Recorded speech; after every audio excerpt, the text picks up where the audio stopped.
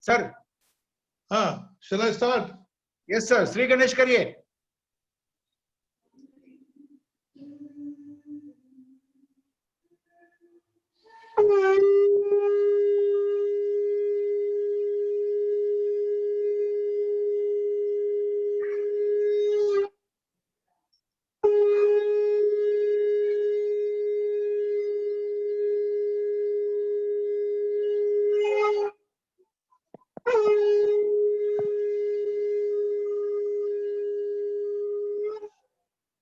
Hari Om. Hari Om, sir. Hari Om. Thank you very much. Thank you very much, Dr. B.D. Patel, sir, for this amazing divine Shankadhwani, sir. So nice, beta. Thank you. Okay. Sir, should we start? Yeah, please. Okay. Good afternoon, friends. On behalf of Karnataka Qualified Doctors Association, I, Dr. Chaitali Kulkarni, welcome you all for our national webinar on Feel the Heartbeat in Ischemic Heart Disease by renowned cardiothoracic and vascular surgeon, Dr. Divakar Bhatt. Welcome, sir. Welcome you on KQHDA podium, sir, for this webinar. Now I welcome our President, Dr. Shripad Hegde, sir, Patron, sir, Dr. B.D. Patel, sir, Chairman, Dr. H.L. Swami, and Secretary, Dr. Shubha Madam. Friends, as you all know that KQHDA is committed and relentlessly working to bring various stalwart speakers for guiding us in the journey of medicine. We are running around 29 years of our journey. We all work with the principle of Bhagavad Gita, Karmane Vadhikaraste Ma Phaleshu Kadachana, which is led by and guided to us or taught to us by our veteran sir B.D. Patel sir. But then too, I request you all to be part of us, be among us, be our life member of our association, and hold our hand in this journey of knowledge sharing and knowledge transferring. With this, I request our President Sir, Dr. Shripad Hegde Sir, to take the charge further and guide us for the further seminar. Dr. Hegde Sir.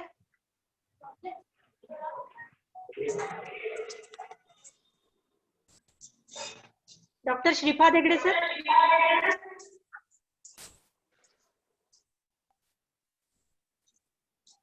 Hegde sir, you're muted. He has disconnected, I think.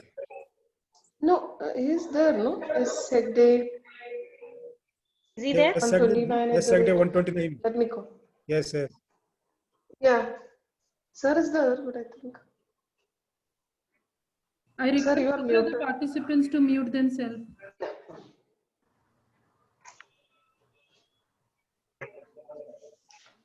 Shubha, did you call, sir? Yeah. Sir is joining 1 minute. Just 1 minute. He's facing some net issues, I think. Now, if there is a net issue, you can ask the chairman to proceed on. Okay. Let chairman do. Otherwise, Dr. Srinivas can do. You ask chairman sir to. Introduction is with 1 second. Sir. Because morning also there was a problem with Dr. Hegde sir's internet. I think some internet problem, I think, sir. Yeah.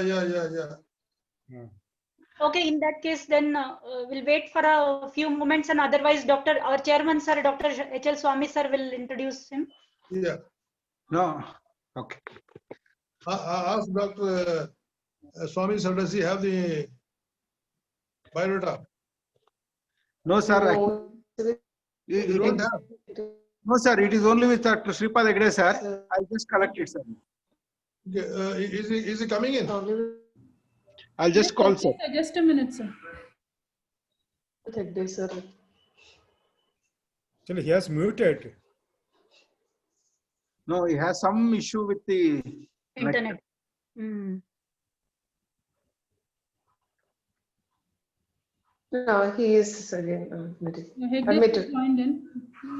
Sorry for the inconvenience. Just a minute. ನಮಸ್ಕಾರ ಡಾಕ್ಟ್ರೆ. Namaskar. Yes, sir. Namaskar. Sir, just The now only moment- Sir, please introduce. The moment we see president, we get peace.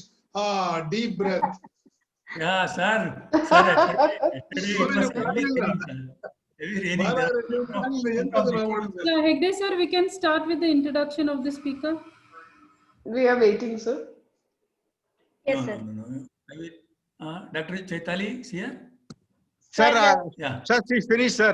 Sir, welcome. I finished just now Yeah, with the inviting everybody. I welcome Now I Monica. request you. Now I request Now you to introduce our speaker, or you take us the next journey, sir. Or Dr. Shripad Hegde. So welcome to everyone. Once again, I welcome you all. This is my pleasure today to introduce one of the eminent cardiothoracic surgeon with us and a very senior most cardiothoracic surgeon, Dr. Divakar Bhatt. See, I will tell you from a remote village where we have never seen even radio, watch or TV in that Jamana, where he came from that remote place, and at present he is in Bangalore city, a famous personality known as a healing touch for healing heart. A person, a beating heart surgeon is known as like that. You know, on any machine, it is very difficult to work when the machine is running, and it is very difficult to repair that. And the heart is also like that. When it is beating, it is functioning. To do a surgery on such a organ, it is a very tough job, and that requires a very good skill as well as talent and knowledge and experience.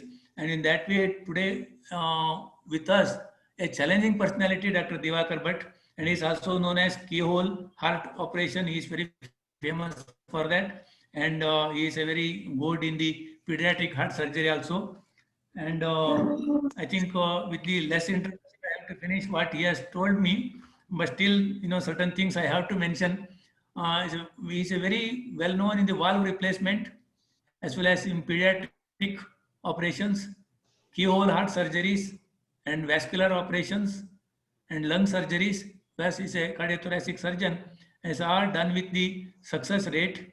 By this, he has done more than 3,500 operations independently on the heart as well as on the chest. It's a great thing. Give him a big hand. And he is involved in more than 6,000 operations as assistant surgeon. It's not an easy job, you know, where we have to count how many are there. And actively involved in around more than 100 heart-lung transplants when he was working in Sydney. And such great personalities with us today. And at present, he is working as one of the senior cardiothoracic surgeon in the Malya Hospital in Bangalore. Out of all these things, I would like to say, see, many of the surgeons, they know how to put their knife into the soft surfaces and do the surgery. But Dr. Divakar Bhatt is exception for that. Why I say that? Divakar Bhattru, Hridaya Srimantike Ulla, Hridaya Shastra Chikitsakaru. See, I will put it in that way because he is a very famous, as well as I have seen him for many years, and we are very closely attached with our professional careers. And he is so good at any moment of time, any help is required, he will come to you like if a child cries for a mother, how the mother helps. That is his nature. That is the speciality of Dr. Divakar Bhatt. See, and he takes the personal interest in each and every case, whatever the time and whatever the way they reach them. That is the speciality of Dr. Divakar Bhatt. And I think we wanted to have it 3 weeks back only because of his busy schedule. We could able to make it today. I asked him, I have requested him, and he has agreed. Sir, we are very proud of you. You are with us. And once again, I welcome you. Ours is a Karnataka Qualified Homeopathic Doctors Association. I welcome you once again, all of you, for the very interesting session. I said, beating heart, we're supposed to know. See, by knowing the pulse of a patient, we identify so many things we claim, but in spite of that, by just feeling the pulse, that Dr. Divakar Bhatt could able to tell what difficulties you have in your heart or the lungs. That is a specialty. Sir, please, to you. Dr. Diwakar Bhatt. Thanks, Dr. Shripad Hegde sir. Good afternoon to everyone on a Sunday. Dr. Shripad sir has really kept a lot of expectation on me, and I hope I will fulfill all those things. I know Sunday is usually meant for family timing, but you all have opted to attend this webinar on heart. I appreciate all of you and assure you that your time will not be wasted and utilized for a good cause. First of all, I would like to thank Professor Dr. Shripad Hegde and his team of Karnataka Qualified Homeopathic Doctors Association to consider me for this important topic. Ischemic heart disease or heart attack is a burning health issue in India, and many young lives are lost every now and then. Very purpose of this webinar is to prevent such premature deaths by just feeling the heartbeat or pulse, as Dr. Hegde has told us. Our elders used to say about scholarly, knowledgeable doctors in our olden days called Nadi Vaidyas. They used to identify many health problems by just feeling the pulse or heartbeat. That was truly amazing, without any sophisticated gadgets or any tests available at that time. But today it's all different. I will keep my talk to very basic understanding, though I understand. I'll share my screen. Hope you people are seeing that. Yes. So you can share the screen. We are able to view it, sir. So you're able to Yeah. see the Yes, sir. Yes, sir. Okay, so that's the introduction. So I will keep my talk to very basic understanding, though I every day handle complicated heart cases. I'm a cardiothoracic and vascular surgeon working in Malya Hospital, Bangalore, as Dr. Shripad Hegde has already explained. This is what I do every day. I work on heart mainly, but I do operations on lungs as well and other associated vascular tree. But whenever I operate on all these complicated cases every day, I always feel heart left stage diseases felt that many could have been avoided or delayed if identified early. Hence, I talk mainly on understanding of this disease, how to identify early, starting with feeling the pulse, then various tests and treating them. Lastly, but most importantly, I will stress on preventive aspects, and I would like to give some tips. In fact, I was really amazed how Dr. Patel used Shankanath, and I could assess his pulmonary function test. I will say that's one of the best. So at the end of my talk, if everyone can attain that or get some tips to achieve this, probably I'll be happiest person. So without wasting much time, let us get on to the topic. Ischemia means, the word meaning is inadequate blood supply to any organ. Slow development of blocks in coronary artery causes ischemia, and that we call it as ischemic heart disease. In my words, in my opinion, this is nothing but aging process, because the blood has to flow in this every pipes every day in our life, and as age advances, some amount of coating is bound to happen, and this process we call as atherosclerosis, and in medical terms it is called as coronary artery disease or ischemic heart disease. Sudden complete loss of blood supply to heart muscles causing death of heart muscles is called as heart attack. I will explain all these things in little detail later. It's medically called as myocardial infarction, means death of heart muscles. Person with such things will have severe central chest pain with cold sweat and extreme fatigueness. Outcome depends on the magnitude of the muscle territory involved, and many times it can be fatal. So before I go into the depth of this topic, let us cover a few statistics about the heart, because stats will never lie, it seems. Stats are naked truths. So regarding the heart attacks, few statistics are the most common sudden and silent killer of mankind is heart attack. Majority dies in first 1 hour of heart attack, and that we call it as golden hour. 70% of the victims don't leave the hospital. Mostly affects the bread earner of the family. And usually bread earner of the family means in a family, suppose a husband, wife and kids, husband works, and most of the time the person who gets maximum stress and works gets this deadly disease. And it usually involves the productive age. The productive age, what we mean is 35 to 60 years in general, not to everyone. Normally we spend to till 35 probably learning and stabilizing in our profession, and probably we really start earning from 35 to 60 years or so. 60 onwards the retirement starts or the decline phase of our life starts. So unfortunately this heart attack and the deadly disease affects this age, productive age. And most important is no one is immune to this malady. Everyone thinks that heart attack can happen to my friend or someone, a relative or somebody else, but not to me. But according to me, whoever has got a heart can get a heart attack. So no one is immune to this malady. Coming to few, these statistics are a little scary, but they are facts, and I'll just brush through these things. These are 2016 statistics. The latest statistics will come next year, because every 5 years they release the statistics.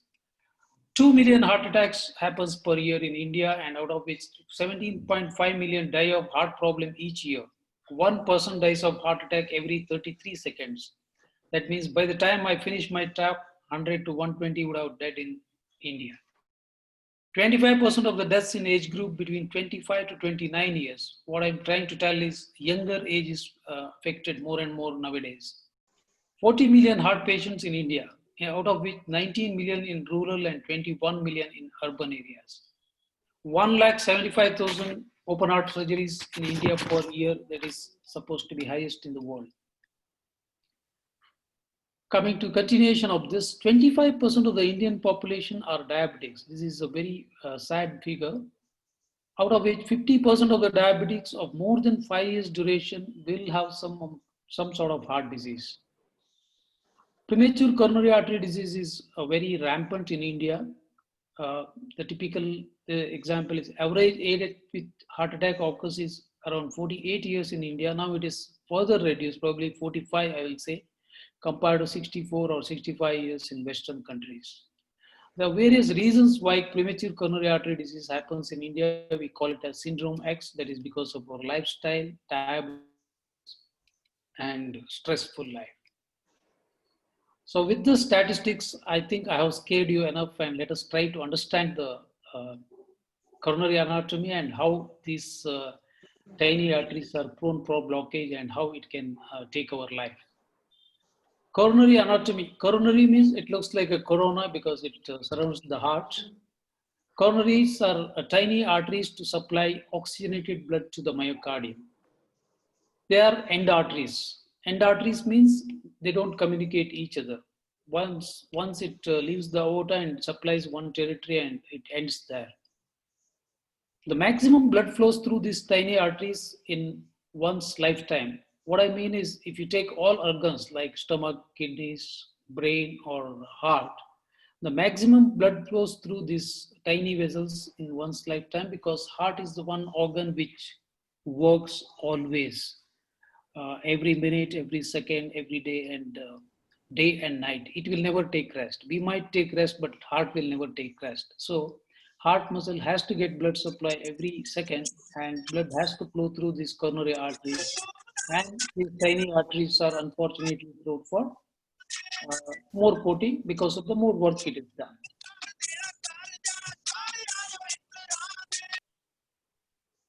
So this picture basically shows the normal coronary arteries, and how it, the first one shows the normal coronary arteries, how we are born, and as age advances, some amount of coating happens, and when it is critically blocked and the clot formation happens and total blockage, total occlusion, that is when the part of the myocardium gets damaged, and that's what we call it as heart attack. Hope this picture is very self-explanatory and easy to understand. So the topic given to me by Professor Shripad Hegde is how to identify ischemic heart disease just by feeling the pulse. As I told, Nadi Vaidyas used to do it, but we also can do, and most of the time, before ordering the test, we should know whom we are supposed to subject for those tests. So to identify them, the initial visit to the doctor and doctor's assessment is most important. So history takes the utmost importance. So what are the patient's complaints? That means what complaint he's telling, symptoms we tell. Then signs, what we can see in him, how we can feel his pulse, what is his blood pressure, weight, all those things. All these things helps us to assess the patient regarding ischemic heart disease. Then comes the blood test, various troponin tests, cardiac enzymes, lipid profile, cholesterol levels. Once we are convinced with that, we might order electrocardiography, echocardiogram, treadmill test, coronary angiogram, all those things. Then comes the stress echocardiogram or CT angiogram, stress thallium, MRI of the heart in very selected cases, not in all. Most of the time we end up in doing ECG, echo, TMT, and coronary angiogram. But whom we should subject for this test has to be done by a gatekeeper, that is we primary doctors. So for that, we must listen to the patient properly regarding their symptoms, and we should feel their pulse properly, then come to the conclusion, then order specific tests. Coming to the signs and symptoms of heart attack. The commonest symptom which everyone had is central chest pain. Pressure or tightness, severe pain or a squeezing or aching sensation in the center of the chest, which can radiate to arms, spread to the neck, jaw, arm, or even back. The severity of this pain is really intense, and majority of our patients tells that they have never experienced such intense pain. Ladies usually compare this pain to their delivery pain because that intensity of the pain is so much. Or if someone has experienced a fracture anytime in their life, the fracture pain is also really intense. Hello. This pain cannot be tolerated. Then after the chest pain, if someone just points at the chest and tells the pain, most of the time it is not the heart pain, because heart is situated exactly in the center of the chest, between the sternum and the vertebra, and most of the time they will show their fist and show that. That is called Levin's sign, quenched wrist we say. Then comes most of the time associated with this chest pain, they will have some sort of nausea or stomach upset. They sometimes complain indigestion, heartburn, or abdominal pain. In fact, even with so many years of experience and so many experienced cardiologists I've seen missing, or physicians missing, difference between the acidity and the heart attack. It's really difficult to differentiate, and at that stage we have to ask for certain tests and clarify. So when they get a heart attack and some amount of the heart muscle is damaged, definitely they will have less cardiac output, and because of the less blood to the lungs, they will have shortness of breath, and this can lead to a cold sweat. The majority of the patients will sweat even on the winter night, middle of the night, they will start sweating. And usually they'll complain extreme tiredness. And when they get sudden heart attack, they'll invariably have a lightheadedness or dizziness, or sometimes the blackout attacks. That's what we say. So these complaints we have to listen very carefully, and we have to attribute whether they have a really heart attack or something else. Because in our experience, what we have seen is because of the cardiac so much anxiety, many will complain just like that, and they may not have a real heart problem. Only experienced doctor, by listening carefully, can identify these symptoms, signs, and give importance to them and order specific tests then onwards. So I'll just take you through a few important tests what normally we do. Most of the time we rely on electrocardiography, which we all know PQ, RS, PS. There are various segments like PR segment and ST segment and importance of all those things. It's a big chapter. I'll not go into detail. Normally, this is what we expect, normal and abnormal ECG. Whenever a person gets a heart attack, the ST segment gets elevated and ECG is classically demonstrated there. But the problem with this is most of the time, or I'll say up to 6 hours, a person with heart attack, ECG might be normal. So that's when we'll ask for other blood tests or echocardiogram. During the heart attack, what changes happens in the ECG? This is all for experts, but if someone gets ECG at every hour, we can definitely appreciate these changes. Then comes the next battery of investigation that is called echocardiogram, wherein we use ultrasonic waves and the return images are assessed by a computer digitally, and we can assess all 4 chambers. We can see the myocardial wall thickness, we can assess the regional wall motion, and we can come to some conclusion. This is a very easily reproducible test, not invasive, not painful. We can repeat anytime.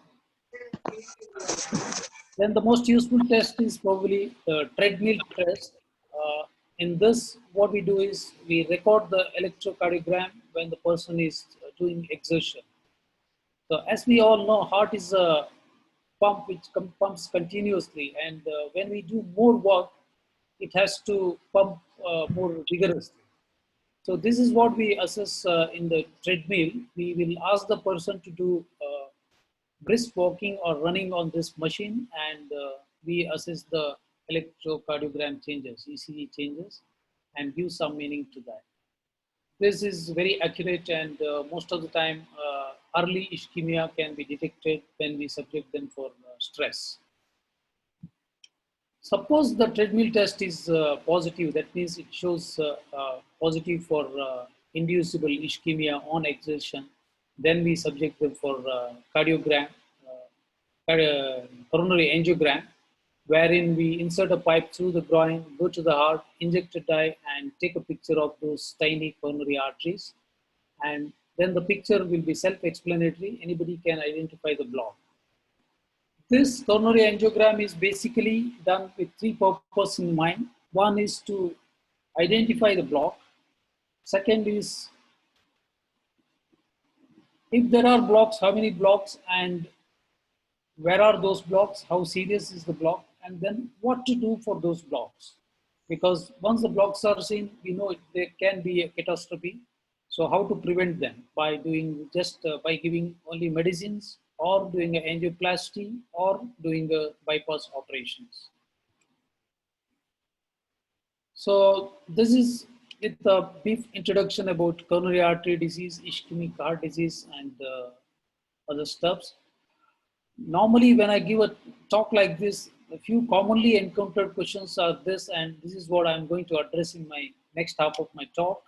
And if there are any other questions, you can jot down and text to me, or ask Dr. Shripad Hegde, and I'll be very happy to answer all those things.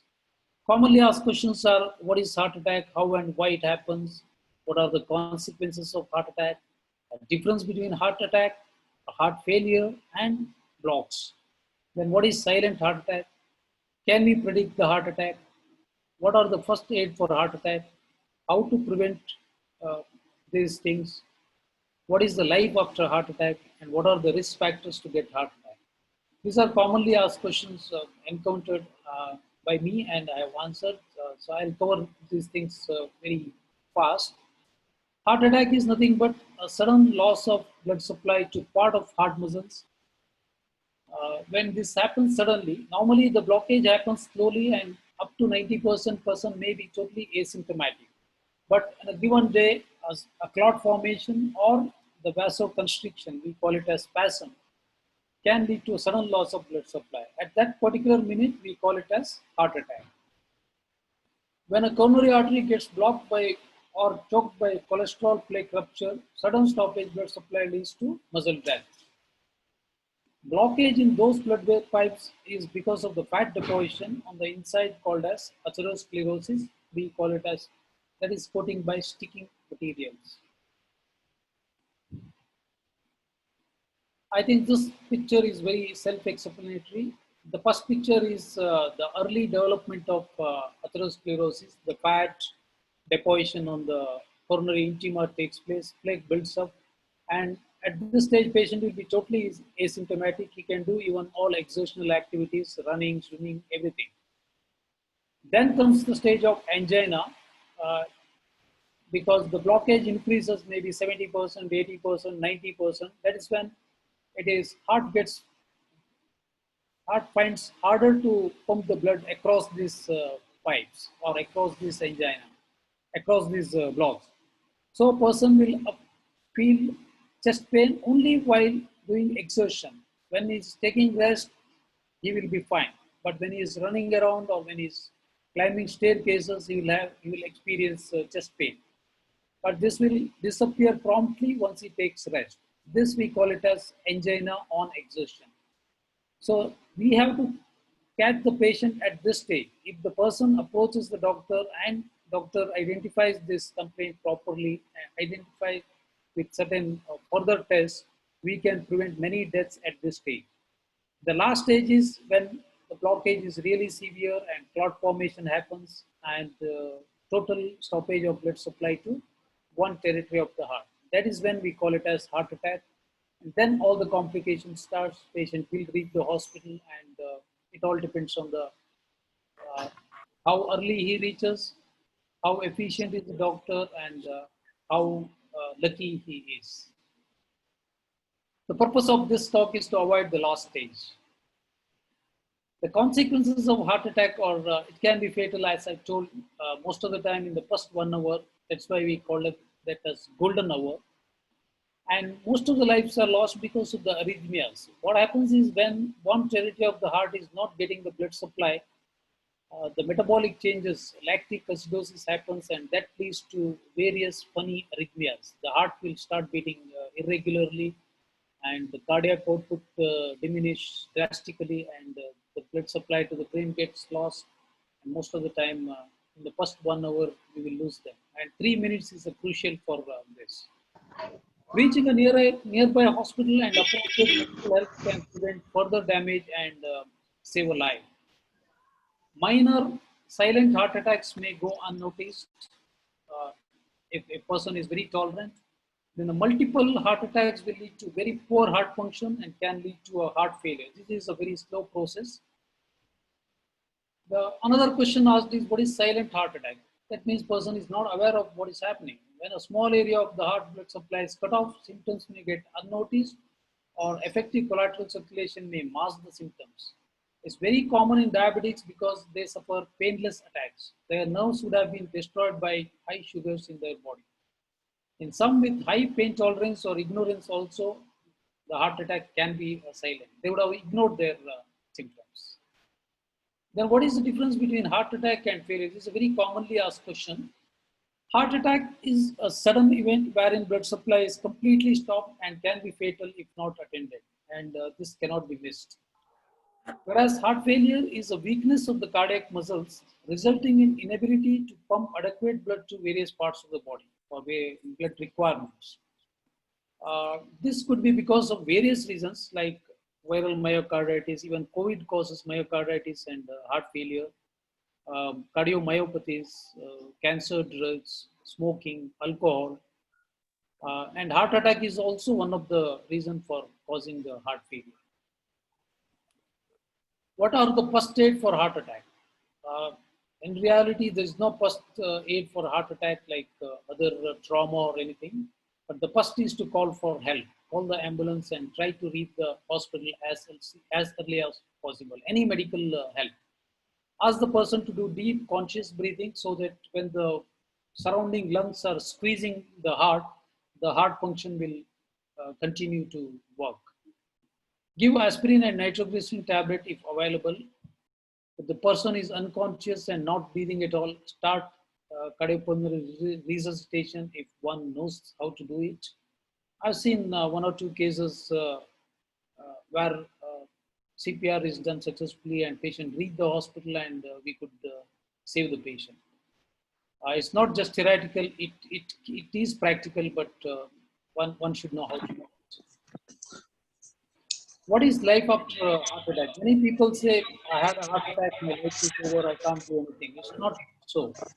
Life after the heart attack will be near normal if you get timely right treatment and no damage takes place. Few medications and lifestyle modifications are must, of course. If the heart becomes weak, they still can lead decent life with activity limitations, of course. Few medications and regular checkups are must. Can we predict the heart attack? Is another commonly asked question. Yes, answer is yes. Your doctor can definitely predict the heart attack and ask for certain tests, confirm it, and avoid the major complications. But it's really difficult for a non-doctor. I hope you get my point. By assessing the risk factor in an individual, doctor might order further tests to confirm the blocks and treat them. That's why the importance of. Sir, please unmute yourself, sir. You got muted by mistake.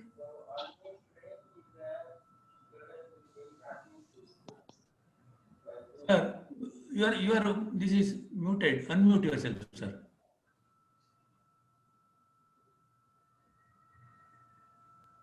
Okay. Can you hear me now? Yeah. Yes, sir. Yes, sir. Yes. It was done by someone else. I was. Yes, sir. It was done Yes, by sir. me, sir. Yes, Sorry, yes, I'm can sorry, hear sir. you. It was done by me, sir. Okay. That's why the preventive health checkups, I'll give, there are 1 or 2 slides about that. We will cover that.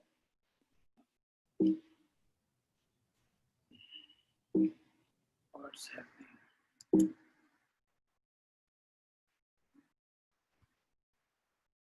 Okay.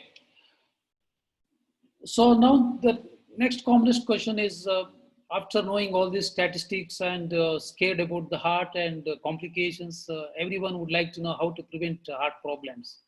So I always tell there are various risk factors, and if we can address them, and definitely we can prevent the heart attack, and if not completely prevent, at least we can postpone it.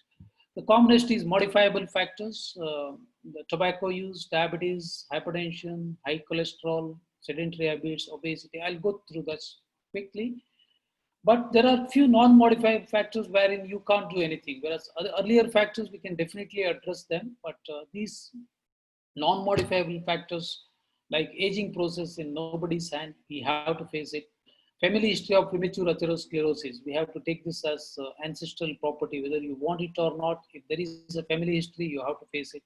And in male sex, it is more common. Coming to the tobacco use, smoking is the most preventable cause of heart attack. Smokers have 2 to 4 times the risk of heart attack. Atherosclerosis is very much exaggerated in a person who is using tobacco use in any form, either smoking, chewing, or snuff, whatever it is.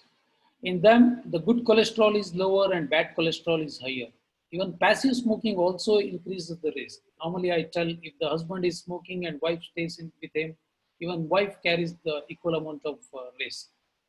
Risk reduces dramatically after a few years of stopping if someone listens to our advice. So this was the front page of some magazine which clearly shows the side effect of smoking. That's why I took this, and it tells everything. What are the problems caused by smoking, including cancer, lung problems, pneumonia, erectile dysfunctions, cardiac problems, stroke, whatnot, leukemia.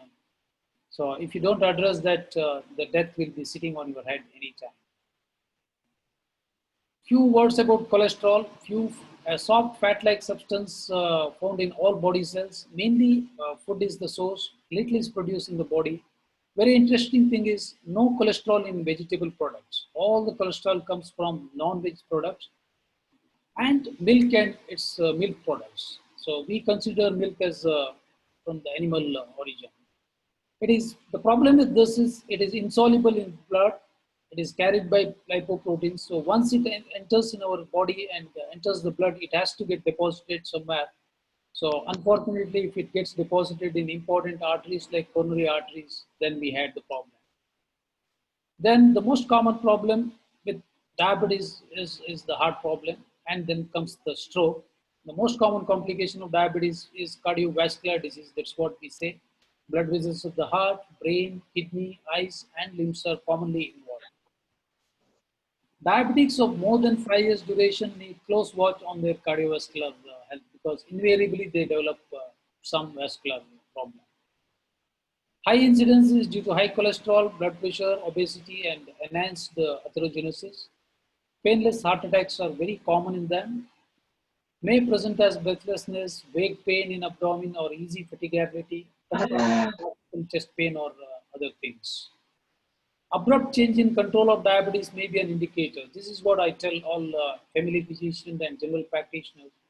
They will be seeing diabetic patients for many years, and diabetes would have been controlled with 1 or 2 simple tablets. But in last 3 or 4 months, diabetes will not come under control even if they increase their medications.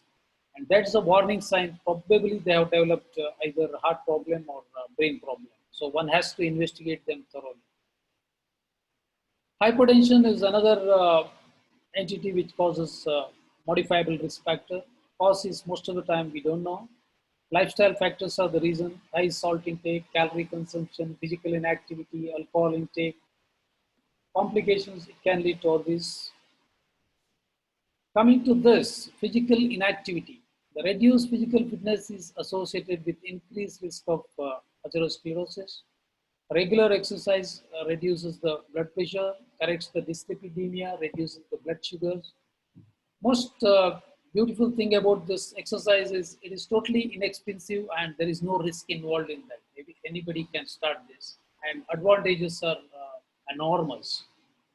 A simple caution, anybody above 40 years is please consult your doctor before starting an exercise program. Obesity is another malady, especially in India. 20% more than the ideal weight is called as obesity. The simple formula to calculate this is height in centimeter minus 100. Suppose if you are 165 centimeter, your ideal weight is probably 65 kilos plus or minus 1 or 2 kilos. Obesity adversely affects the health and the longevity of the person. It increases the risk of coronary artery disease, diabetes, blood pressure, high cholesterol. These are few statistics really scary. 35% of the Indians are seriously obese. Indian middle class is getting the wealth but losing its health very fast. Junk food chains are growing 40% per year. This is really alarming, but in last 6 months, because of the corona, this is definitely showing some difference. India ranks among top 10 obese nations of the world. 50% of the urban women above 35 have unhealthy body shapes. 35 million diabetics in India. Obesity is a major cause of it. India has got world's largest population of diabetes and heart patients. If life is a journey, obesity is the extra weight you are carrying always. So try to avoid this. Then coming to the stress and lifestyle. Stress is not what happens to us, but how we react to what happens, and is controlled by our mind and emotions. So what to do for the stress is entirely in your hand. Nobody else is responsible for that. Then what is lifestyle? Lifestyle is nothing but it is the way we live, behave, think, or react.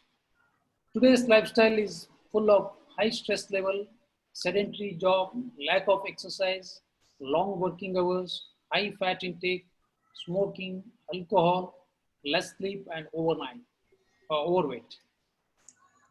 This is what majority of us are facing every day. But I feel in last 6 months, majority of us are away from all these things and seeing the difference of non-stressful life. The dangers of unhealthy lifestyle are following: obesity, heart disease, diabetes, hypertension, cholesterol, cancers. And if genetics creates the path and lifestyle decides the fate of that person. Majority of the topics are overlapping because the blood, it is nothing, ischemic heart disease is nothing but disease of the blood pipes, and blood pipes are there everywhere in the body. So with this limited knowledge, let us learn how to prevent the heart attacks. So the simple formula for all these things is listen to your body, know your limitations. Nobody is perfect. Everybody cannot achieve everything. Let us try to understand ourselves, and nobody is perfect. Listen to your family members and friends. Be friendly to everyone. Listen to your doctor. Do have a regular health checkups. Then coming to the lifestyle changes, do modifications, avoid stress, avoid smoking, alcohol, have less salt and sweet, regular exercises.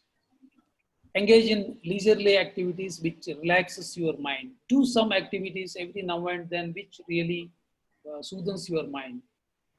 Probably typical role model is today's moderator, Dr. Shripad Hegde, Professor Shripad Hegde. I've seen him engaging himself in social activities, health camps, and he's a Yakshagana artist.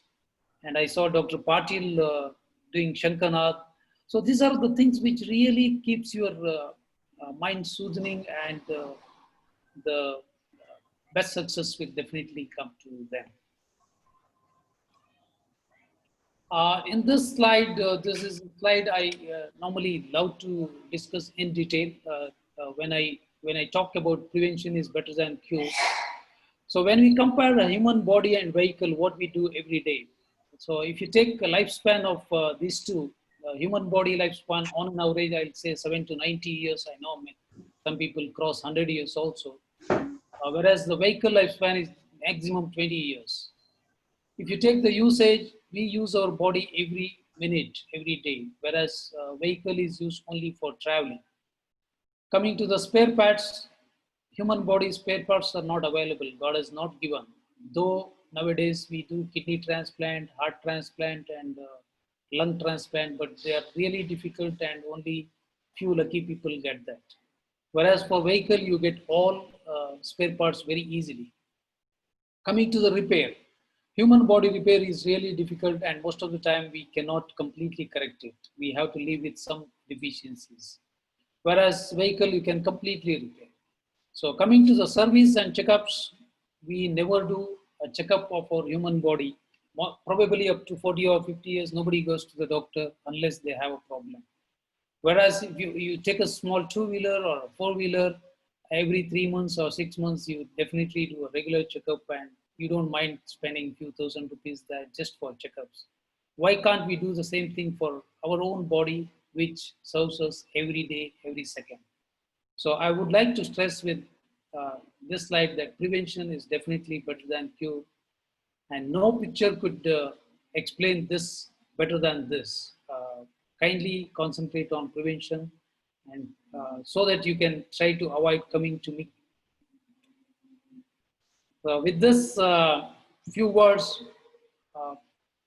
if you act today, it definitely means healthier tomorrow, and you can have a healthy heart.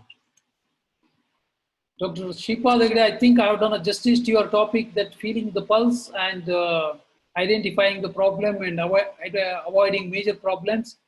I thank once again for giving me an excellent opportunity to address this August auditorium audience. Yeah. It was my pleasure. Thank you very much, sir. I think you stop sharing. We'll have some question answers. Okay. There are some questions are there, and if any questions are there, please you can chat in the chat box. Dr. Divakar Bhatt will answer for that. Yes.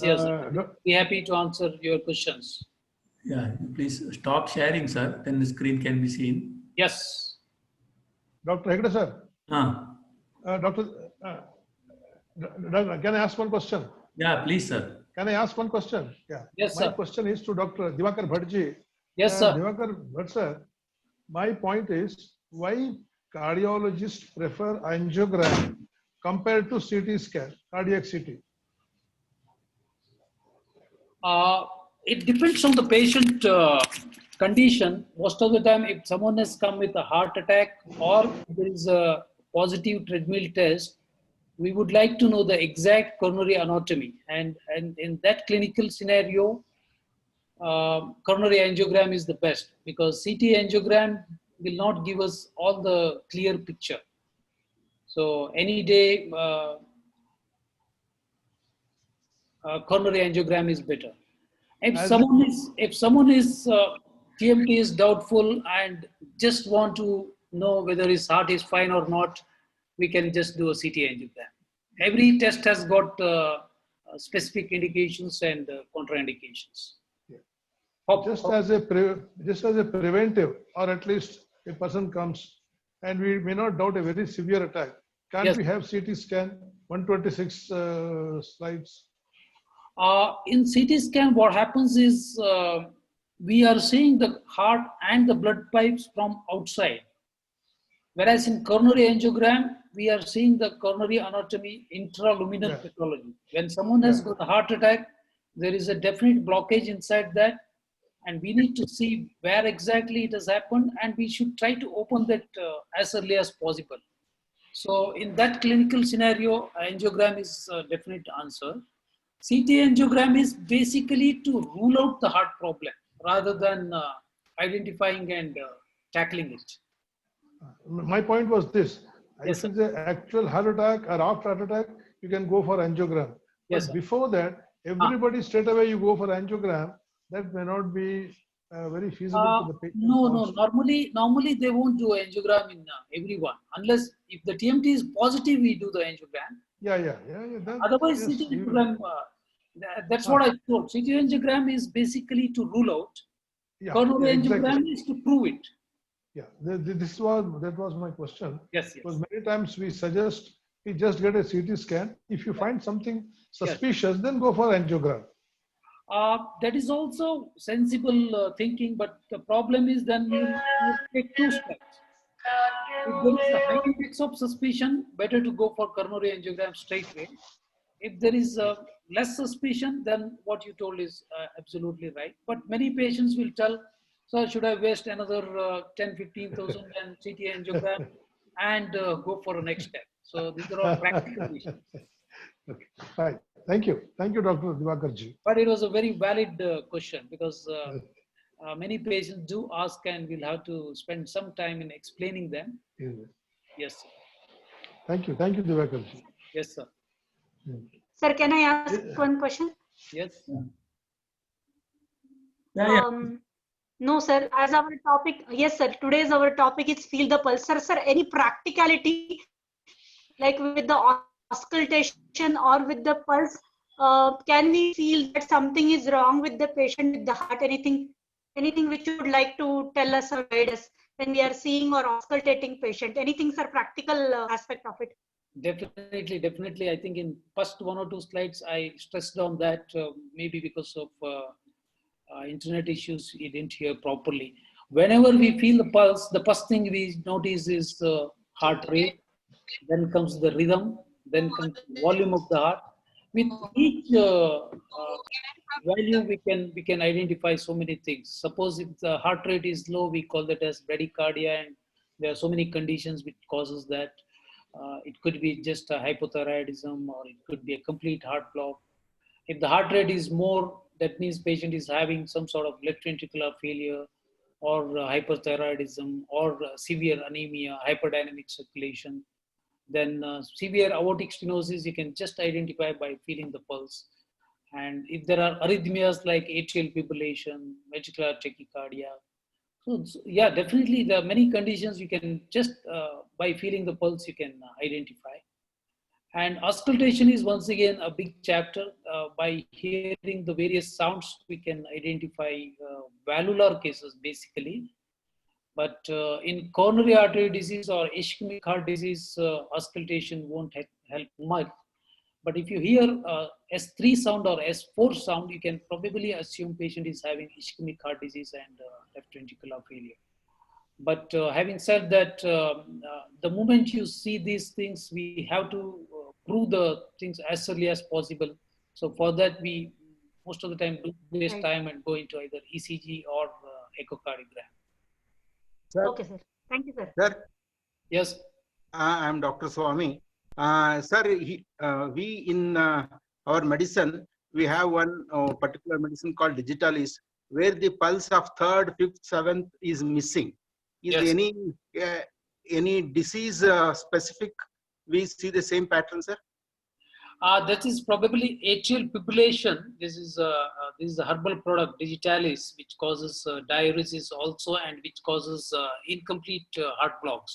What it does is the electrical conduction of the heart from SA node to AV node, it reduces.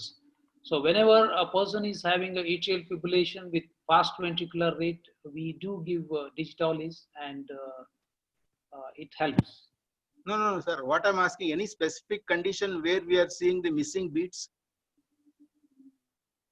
Without Digitalis, No, not Digitalis poisoning. I'm asking any cardiac condition where we have the classical symptom of missing beats. yes, the various like ectopics, we call it as you will hear a missing beat when there is ectopics, or when there is a bigeminy. That means every alternative beat will be strong. The alternative beat will be weak. The weak beats may not be conducted distally, and you will not feel the pulse. And following a ectopic also, the one beat will be very weak, and you will not feel in the pulse. And there are certain conditions, incomplete heart block, the electrical conduction 1:2 or 1:3. So that is when you probably feel the Yes, sir. This is irregular. what I wanted. Yes. One more question is there. Yes, Somebody sir. asked Dr. Seema, how to know painless heart attack in diabetics? I did cover in my topic. Yes, it is very common in diabetics, but the main reason is in diabetics, because of the high sugar content in their blood.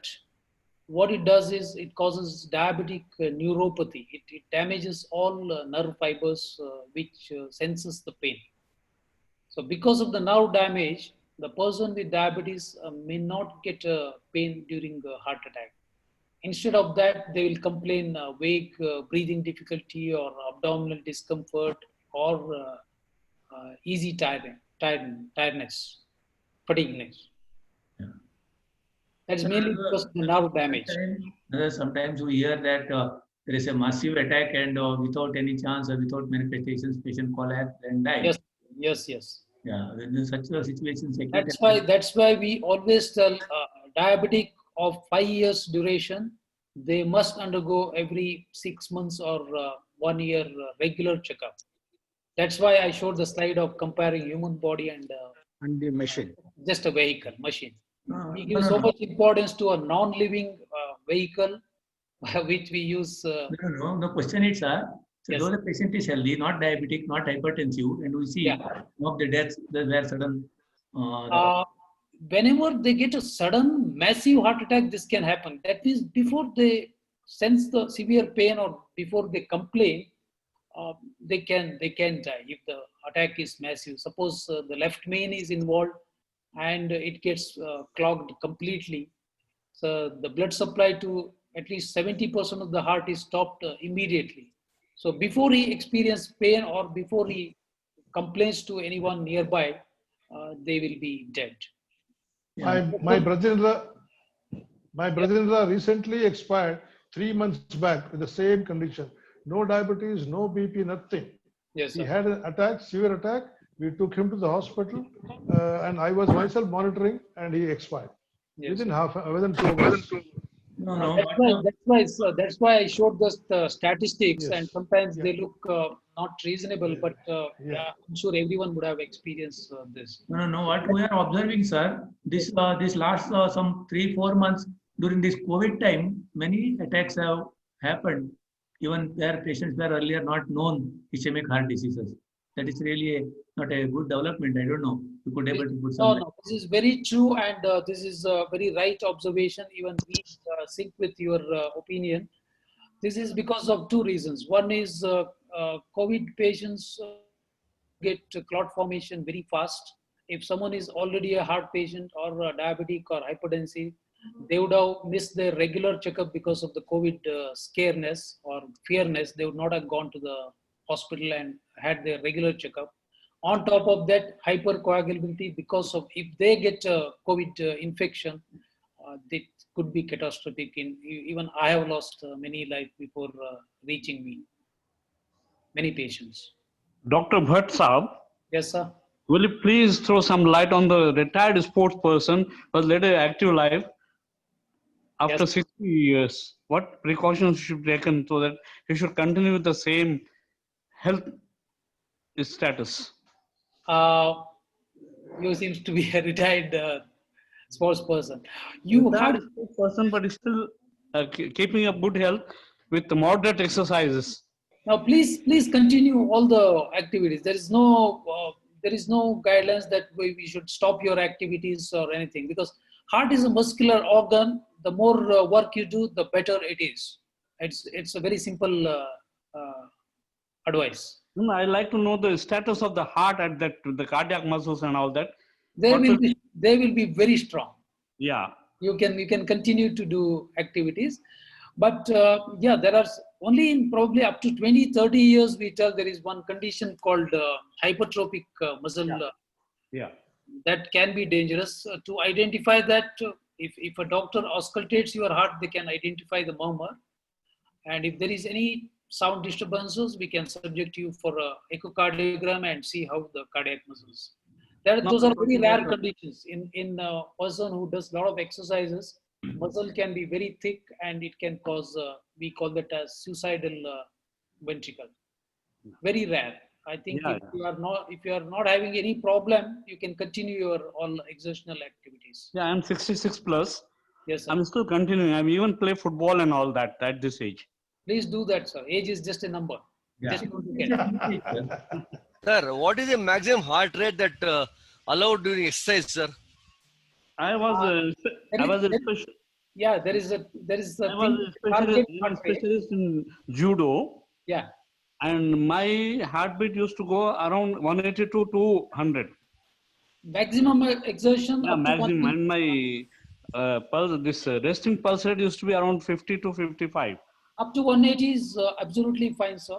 And lesser the heart rate, better it is, what we say. And if you are on any antihypertensive medication, your heart rate could be low. No medication, Okay. and I never get any problem. Obviously, just as a precautionary this thing.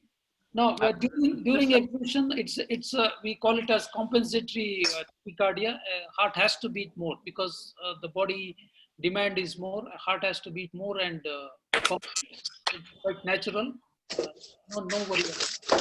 During exercise, the heart rate goes to 230, is okay? Probably bit more. Up to During treadmill. Now up to 200 we accept. 200? Don't cross beyond that. Right. We have one more question, sir, from Dr. Sneha. Sir, can you please tell us how to prevent further damage to heart if we detect a patient suffering from angina after exertion? Yeah, that is the stage we have to pick them up. We have to subject them for a treadmill test. And if the treadmill test is positive, and you are already telling patient is getting angina on exertion, that means there is some